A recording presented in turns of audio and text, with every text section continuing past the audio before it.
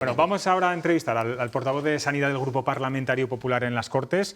Él es Alejandro Vázquez, es médico especialista en nefrología y fue el encargado además de defender la iniciativa presentada por el PSOE hace una semana y que destapó la caja de Pandora entre PP y Ciudadanos. Le tenemos aquí ya sentado. ¿Qué tal? Buenas noches. ¿Qué tal? Buenas noches. Bueno, esta tarde hemos recibido los medios de comunicación una nota de prensa de su Grupo Popular, otra de Ciudadanos, idéntica, en la que informaban de que ambos han registrado una iniciativa para avanzar hacia un acuerdo en la reforma de la atención primaria, que es el medio rural, que es el debate de estas últimas semanas.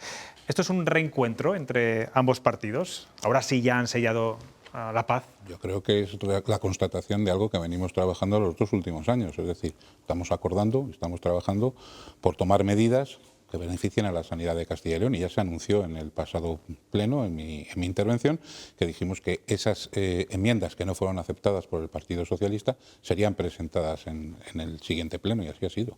Hemos desarrollado esas enmiendas precisamente con el fin de alcanzar unas medidas que puedan mejorar la sanidad de Castilla y León.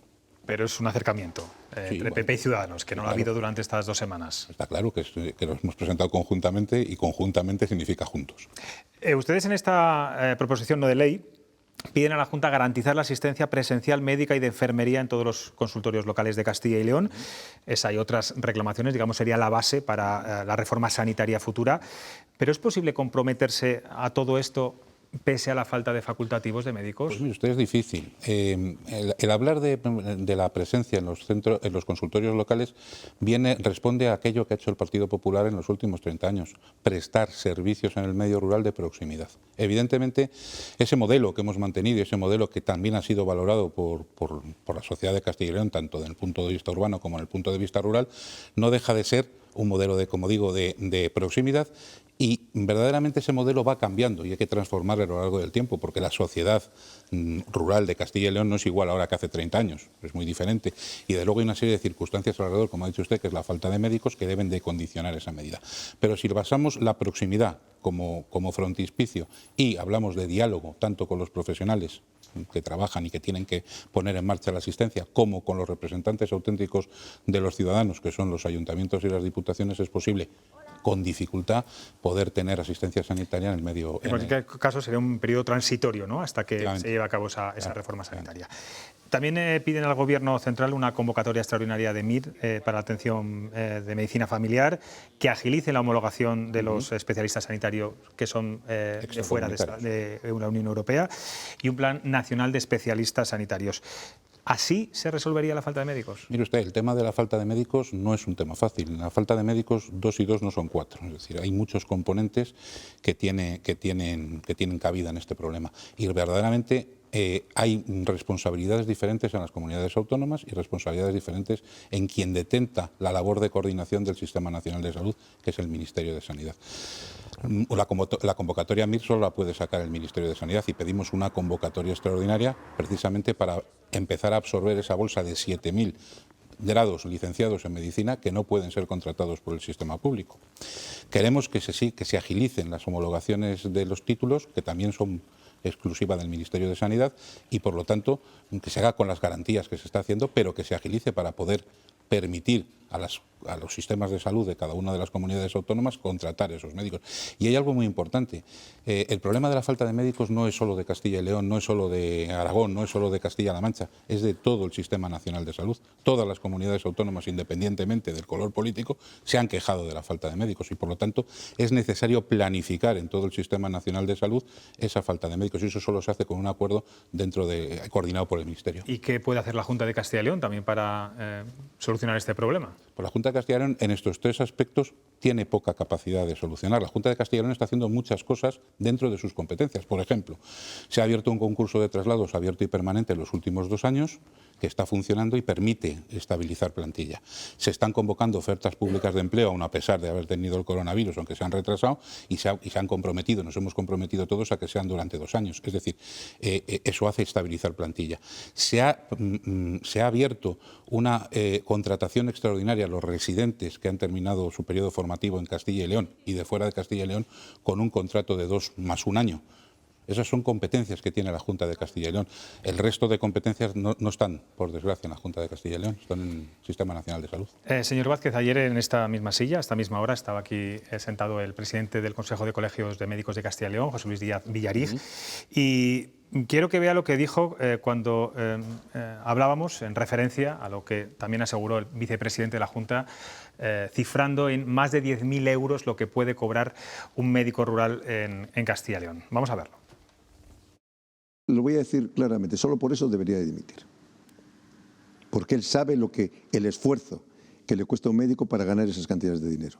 Porque el sueldo que se tiene es una cantidad que gana todo el mundo lo mismo y lo demás se tiene que ganar a base de guardias, a base de esfuerzo. Bueno, rápidamente el vicepresidente, de la Junta de Castilla y León le contestaba, parece que ser el consejero de Transparencia parece que se debería dimitir por ser transparente, bueno, por decir ese dato. ¿Se equivocó ahí Francisco Igea en dar esa cifra? ¿Entiende que el presidente del Colegio de Médicos pida directamente su dimisión? Vamos a ver, la transparencia no lo justifica todo. Todo tiene un límite. Incluso el bien más preciado para la sociedad, que es la libertad, tiene algunos límites. Luego, yo entiendo que afirmar lo que cobra un profesional sin decir cómo trabaja ese profesional no me parece adecuado. Es decir, yo creo que hay que decir las cosas tal y como son. Si cobran 10.000 euros al mes será porque han hecho un número de guardias muy importante. Número de guardias que además no depende del médico.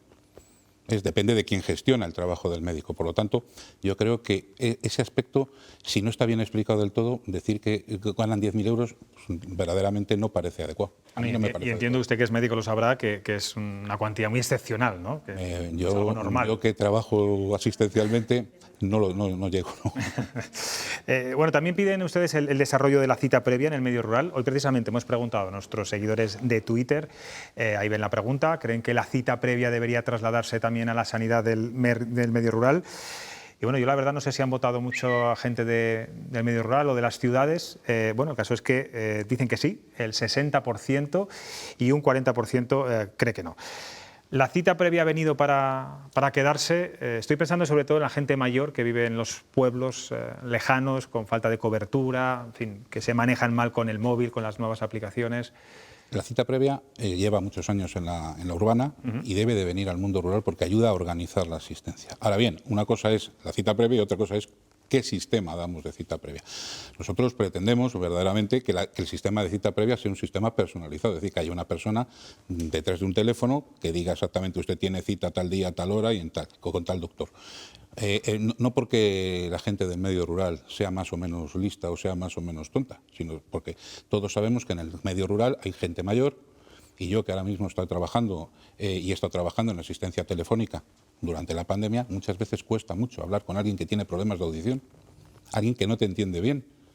Luego, una máquina no es el medio, no porque no se sepa utilizar, claro que saben utilizar o pueden aprender, sino porque simplemente es difícil poder escuchar. Y entonces, algunos tienen problemas ya por la edad, pues problemas de compresión, problemas...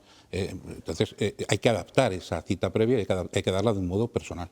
Imagino que en esa asistencia telefónica que usted ha dado durante estos meses se sentiría a veces incluso frustrado, ¿no? Por decir, pues sí, no he entendido bien y quizá no le he dado un diagnóstico. Es que además estás hablando de mi especialidad, pues de cosas muy sutiles, de el paciente se siente cansado o se siente fatigado. No es lo mismo estar cansado, tener cansancio, que tener fatiga. Y muchas veces es lo mismo. O sea, muchas veces no te entiende lo que les estás diciendo, con lo cual es muy difícil pasar así a asistencia sanitaria, y yo entiendo la frustración. Y además no podemos olvidar una cosa, la relación médico-paciente.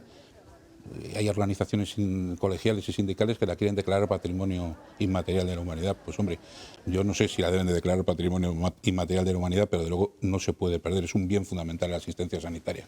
Y en ese modelo que tienen en la cabeza ahora mismo ustedes y Ciudadanos, ¿también se plantean en el futuro que muchos habitantes de los pueblos tengan que desplazarse a pueblos más cercanos para recibir asistencia sanitaria, que era un poco el plan Aliste, ¿no? Esa reagrupación de centros, el plan Aliste, que yo no sé si usted considera que existió o no existió, por curiosidad? Vamos a ver, el plan de Aliste, puedo entrar a hablar de ello. Hubo una primera parte que se hizo sin ningún tipo de consenso y hubo una segunda parte en la que se hizo con el consenso de los profesionales y con el consenso de los ayuntamientos. Y oiga, era unánime en aquel momento que eso podría funcionar. Incluso hasta algún sindicato de clase dijo que estaba de acuerdo con Es todo un logro que alguien del Partido Popular diga que el plan Alice existió. Eso me parece. No, bien, el Vale, plan Ariste, de entrada. es más, se iba a pilotar el día 2 o 3 de... Sí. Pero el plan Ariste no es el plan, es un plan piloto en una zona muy concreta, porque hay una característica fundamental en Castilla y León.